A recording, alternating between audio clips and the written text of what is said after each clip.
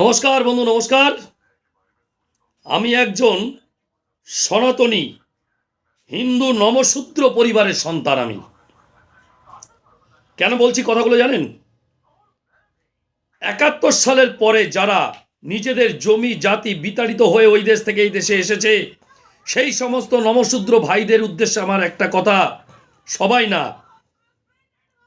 কিছুদিন আগে দেখেছিলাম কিছু কিছু নমশূদ্র মানুষ অনশনে বসেছিল সিএ এনআরসি নিয়ে।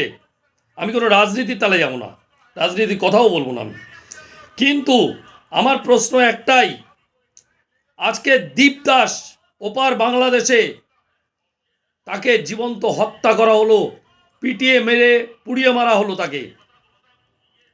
সেই সমস্ত নমশূদ্র যারা অনশন করেছিল তাদের মুখে একটা প্রতিবাদের ভাষা শুনেছেন আপনারা? তাদেরকে দেখা গেছে?